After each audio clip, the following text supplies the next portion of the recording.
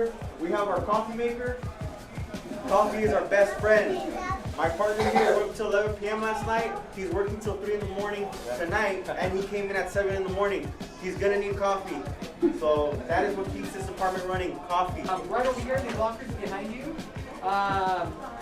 If, let's say, yesterday I took a report for vandalism. A suspect broke a car window, right? So we had a vandalism claim. I documented that incident, and a neighbor had surveillance footage. So I will take that surveillance footage evidence, and I will book it into evidence in these lockers behind you. Once the evidence is stored in that locker, I can no longer touch it. Now a property or evidence technician will come, take that evidence, and then process it for court purposes. So that way it maintains that chain of custody, okay? At any rate, this is our report writing room, and where we book all of our evidence.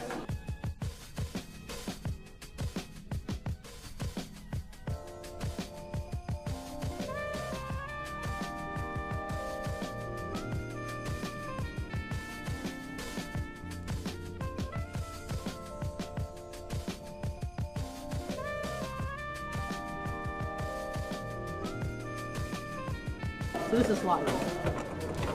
This is where these guys come and they have all their equipment out.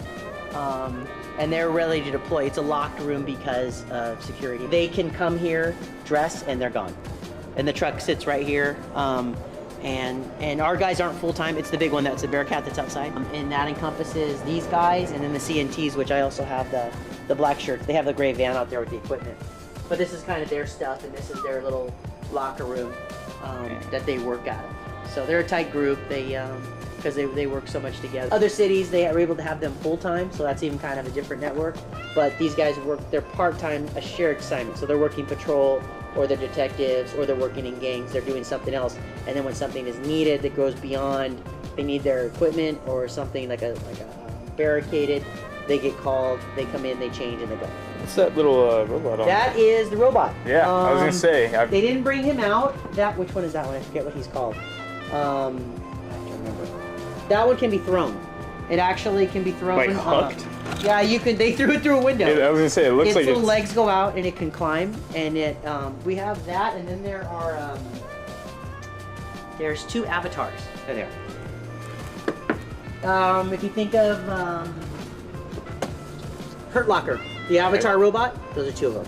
Nice. Those are the new ones they have are very high tech, and then that the military carries. So this is now what would be deemed their out of generation, because they're gonna get the highest stuff compared to what they're able to purchase and stuff. But this is an Avatar, so similar to what you just saw in that same movie. We have two of them. Second less lethal weapon we have is a Def Tech 40mm launcher. It's technically not even called a gun, it's called a launcher. It's very similar what the military uses to launch grenades. However, we're not launching grenades.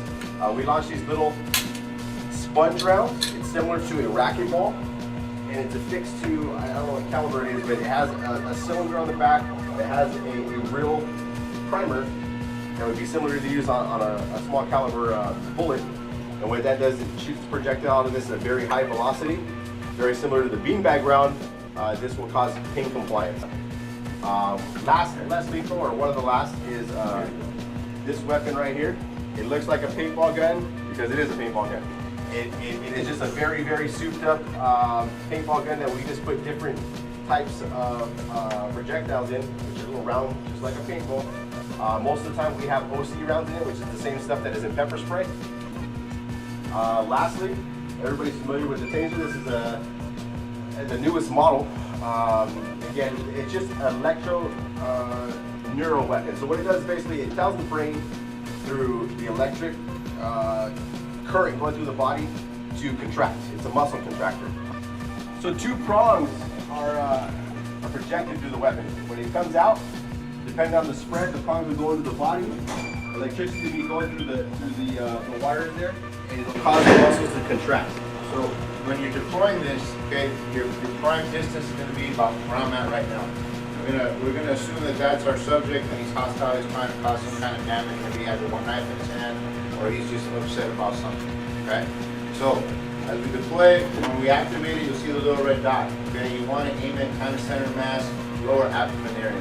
Okay, and then once you have it, because you don't want anybody else to get hit, okay, we want to shout out, taser, taser, taser. That allows the other officers that are in the area to know that, hey, I gotta stand back. The officer is about to go off on the taser. Once we have it deployed, taser, taser, taser. Okay, did you hear that? Okay, this one didn't deploy right. All right. If it would have deployed right, we would have heard a humming. Okay, we would have heard a humming noise. This one didn't deploy right. As you can see, it's not working right. Okay. All right. So now I have an option. I can either remove this cartridge and put another one in an attempt, or I can reduce my distance to the subject and try to dry stun them. I would say no, because now I'm putting myself in harm's way, or another officer's gonna have to pick up my slack and use either their taser or another less lethal weapon. But in this case, and it happens, in this case it didn't deploy correctly.